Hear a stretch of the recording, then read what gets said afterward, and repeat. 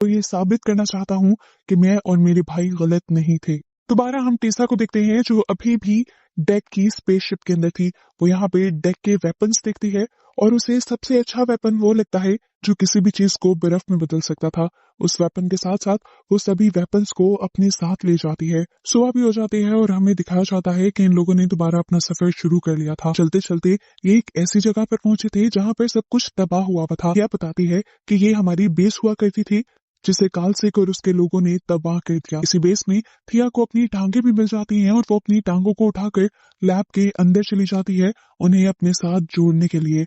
और यहाँ पर वो डेक से माफी मांगती है और कहती है, मैं बस अपनी टांगों तक पहुंचना चाहती थी, इसीलिए मैंने तुम्हारा इस्तेमाल किया। मुझे तो खुद कालसेक का नहीं पता और ना ही मैं तुम्हारी उस तक पहुंचने में मदद कर सकती हूँ। ये सुनकर डेक गुस्से से पागल हो जाता है कि कैसे थिया उसे धोखा दे सकती थी। उसके जवाब में थिया उल्टा उसे कहती है, कालसेक वैसे भी बहुत खतरनाक है और तुम्हारे सारे हुनर मैं देख चुकी हूँ। तुम मुझसे नहीं लड़ पाओगे, मेरी बात मानो तो अपने प्लेनेट पर वापस चले जाओ। उसकी बातें सुनकर डेक उसे कहता है, देख लेना, तुम्हारे धोखे का अंजाम मैं तुम्हें जरूर दिखाऊंगा। ये कहकर वो बाहर गया ही था कि उसके सामने बहुत बड़ी सी क्रिएचर आ गई।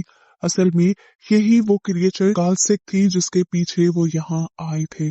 उसका मुंह इतना भयानक था कि जैसे ही उसने मुंह खोला तो डेक की आधी बॉडी के बराबर था। वो डेक के ऊपर हमला करता है, इससे पहले ही डेक अपनी लेजर वाली तलवार से उसके ऊपर हमला कर देता है और उसके नीचे से गुजरते हुए उसे चीर देता है। पर इस सब का कोई असर, कोई फायदा नहीं था। कालसेक के अंदर अपने आप को हील करने की पावर थी। डेक ने जितने भी हमले किए थे, 1 सेकंड से पहले पहले उन सारे हमलों से कालसेक अपने आप को हील कर चुका था। उसे में आकर डेक उसकी दुम को उसके जिस्म से अलग भी कर देता है और फिर जल्दी से आकर उसकी गर्दन पर भी हमला करता है। वो उसके सर को उसके जिस्म से अलग कर देता है, लेकिन कालसेक एक ही वक्त में अपनी दुम और अपने सर को भी दोबारा अपनी बॉडी से जोड़ लेता है। वो इमोर्टल था, मरना तो उसने था ही नहीं। आखिर में डेक जब एक चैन के जरिए कालसेक को पकड़ने की कोशिश करता है तो कालसेक उल्टा उस पर ही हावी हो जाता है। वो उसे मार सकता था अब, लेकिन बहुत ही अजीब काम हुआ। उसने डेक को सूंघा और छोड़ दिया। डेक भी हैरान था कि आखिर कालसेक ने उसे छोड़ कैसे दिया। टीसा भी हैरान थी कि कैसे कालसेक डेक की जान बख्श सकता है। हालांकि वो इस टाइम उसी के चुंगल में था। वो जानती थी कि अब कालसेक उनके ऊपर हमला करने के लिए आएगा, इसीलिए वो डेक के स्पेसशिप से लाए हुए हथियार के जरिए उन लोगों को बर्फ में बदल देती है और ऐसे वो फ्रीज करके इन दोनों को पकड़ लेती है। लैब में लाने के बाद वो कालसेक के साथ साथ डेक के ऊपर भी एक्सपेरिमेंट शुरू कर देती है ताकि वो इनके बारे में और जान पाए। और इस सब की वजह से वो अपनी ही बहन थिया को साइड पे कर देती है और थिया अपनी बॉडी को जोड़ नहीं पाती। इसी वजह से थिया अब टीसा से भी नाराज थी और डेक तो पहले से ही थिया से नाराज था। वो कहता है, तुमने मुझे धोखा दिया और तुम्हारी वजह से आज मैं यहाँ पर फंसा हुआ हूँ। यहाँ पर खुश थी तो सिर्फ थी टीसा, जो कहती है, मॉम बहुत ज्यादा खुश हो जाएंगी जब वो जानेंगी कि मैंने तुम दोनों को पकड़ लिया है। वो मॉम उस साइंटिस्ट को कह रही थी जिसने टीसा और थिया को बनाया था। इस टाइम थिया टीसा से कहते हैं, हमारा यहाँ आने का मकसद सिर्फ कालसेक को पकड़ना था। डेक को हमने क्यों पकड़ा है, उसे छोड़ देते हैं, उसने मेरी जान भी बचाई है और वही मुझे यहाँ तक लेकर भी आया है। टीसा इस टाइम थिया की एक बात नहीं सुन रही थी और पूरी तरह से अपने काम में ही मसरूफ थी। डेक के ब्लड सैंपल्स लेने के बाद टीसा उन्हें टेस्ट करने के लिए चली जाती है और यहाँ इन पर नजर रखने के लिए टीसा का रोबोट आ जाता है, जिससे थिया अपनी बातों में लगा लेती है और उसके जरिए डेक को आजाद करवा देती है। पता चलता है कि टीसा ने इस स्पेसशिप को लॉन्च भी कर दिया था अर्थ पर जाने के लिए और साथ ही उसने अर्थ पर इन्फॉर्म भी कर दिया था कि वो 2 एलियंस को लेकर आ रही है। पर क्योंकि अब डेक छूट चुका था, वो इसी स्पेसशिप का दरवाजा खोलकर उस पर से जंप कर देता है। डेक फौरन से अपनी स्पेसशिप में आता है अपने वेपन्स लेने के लिए और स्पेसशिप को दोबारा तैयार करने के लिए, ताकि वो टीसा का पीछा करके कालसेक को हासिल कर सके। पर इतने में ही टीसा को पता चल जाता है कि डेक भाग चुका है, इसीलिए वो दोबारा उसे पकड़ने के लिए वापस आने का फैसला करती है और इस मर्तबा वो अपने रोबोट्स की फौज से कहती है कि अब की बार अगर डेक ऐसी कोई हरकत करे तो उसे मार देना। उस मरे हुए को भी अर्थ पर ले जाकर हमें इनाम ही मिलेगा। थिया, जो टीसा के इस प्लान में बिल्कुल भी साथ नहीं थी, बल्कि वो डेक की जान बचाना चाहती थी, वो यहाँ पर बाकी सिंथेटिक्स और रोबोट्स को रोकने का काम करने लग जाती है। उसकी टांगे फिलहाल जो उसकी बॉडी से अलग थी, लेकिन इस टाइम उसकी माइंड के साथ ही जुड़ी हुई थी, वो भी थिया के लिए काम करती हैं और उनके अपने ही काफी सारे सिंथेटिक्स और रोबोट को मार देती हैं, जबकि थिया खुद भी बहुत सारे रोबोट्स से लड़ रही थी। फाइनली अब बाहर आकर थिया अपने आप को अपनी टांगों से जोड़ भी लेती है और अपनी बॉडी को कंप्लीट भी कर लेती है।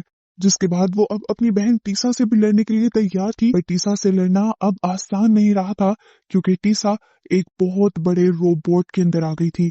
ये रोबोट बहुत ताकतवर था और बहुत ही ज्यादा बड़ा था। टीसा इसके अंदर बैठकर इस रोबोट को कंट्रोल कर रही थी। इधर दिखाया जाता है कि डेक को दोबारा वो बेबी क्रिएचर मिला था, जो डेक को बताता है कि वो भी खालसे ही है और बड़े मॉन्स्टर का बेटा है, और वो भी अपनी मॉम को ही ढूंढना चाहता है। डेक उसे अपने साथ मिलाकर टीसा की स्पेसशिप के पास ले आता है, और स्पेसशिप के अंदर जाने से पहले वो जंगल से कुछ खतरनाक पौधे लेकर अपने लिए हथियार बनाता है, और इन्हीं हथियारों से वो टीसा के कई सिंथेटिक रोबोट्स को मार देता है। इससे पहले कि वो सबको मार देता, उसके सामने टीसा आ जाती है बड़े से रोबोट में बैठकर, और अपने बड़े से चैन सॉ जैसे हाथ के जरिए बार बार डेक को मारने की कोशिश करती है। डेक हर तरीके से उससे लड़ने की और बचने की कोशिश कर रहा था, पर नाकाम हो रहा था। इतने में ही हमें थिया को दिखाया जाता है, जो अब अपनी बहन का लेंस लगाते हुए वो चैम्बर खोल देती है जहाँ पर कालसिक को उसने बांध कर रखा हुआ था। उसने इस क्रिएचर को आजाद किया था सिर्फ डेक की जान बचाने के लिए। कालसिक भी कैद में गुस्से में पागल हुआ था। आते ही वो इस रोबोट पर एक ही वार करता है, और ये रोबोट बहुत ज्यादा डैमेज हो जाता है। और फिर इस रोबोट का ऊपर वाला चैम्बर तोड़ते हुए वो टीसा को भी निकाल कर निगल लेता है। फाइनली इनको लग रहा था कि इन्होंने ये लड़ाई जीत ली। ये लोग सुख का सांस लेते हैं, और डेक कालसिक के बेटे को उसके पास लेकर आता है, जिसे मिलकर कालसिक बहुत ज्यादा खुश हो जाता है।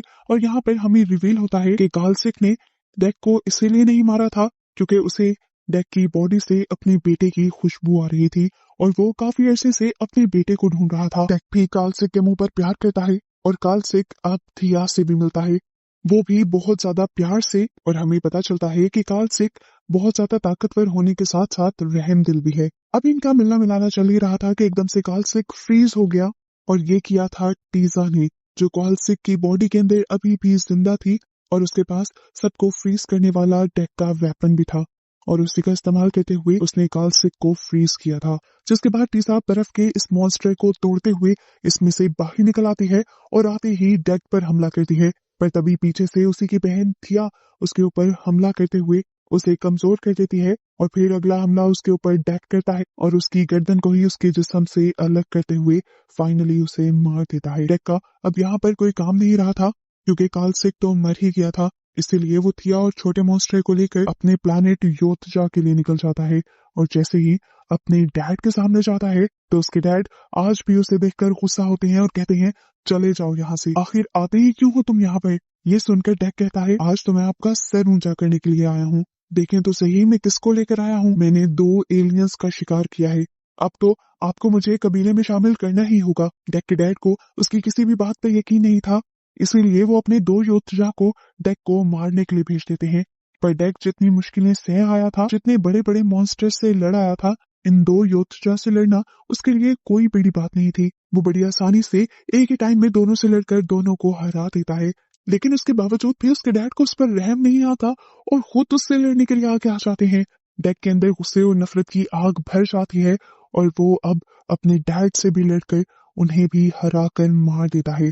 इससे पहले डैड उनके कबीले के सरदार हुआ करते थे, पर क्योंकि डेक ने उनको भी मार दिया था और डेक का भाई पहले ही मर चुका था, इसीलिए सरदार अब डेक बन गया था। और डेक की सारी इज्जत भी इसीलिए करने लगे थे क्योंकि वो 2 एलियंस को लेकर आया था। इतनी देर में हमें दिखाया जाता है कि एक और एलियन शिप तेजी से इनके प्लैनेट की तरफ बढ़ रही थी। सभी देखकर कंफ्यूज होते हैं कि इसमें कौन आ रहा है, तो डेक सबसे कहता है इसमें मेरी माँ आ रही है। डेक अपनी माँ कालसिक को कह रहा था या किसी और को कह रहा था।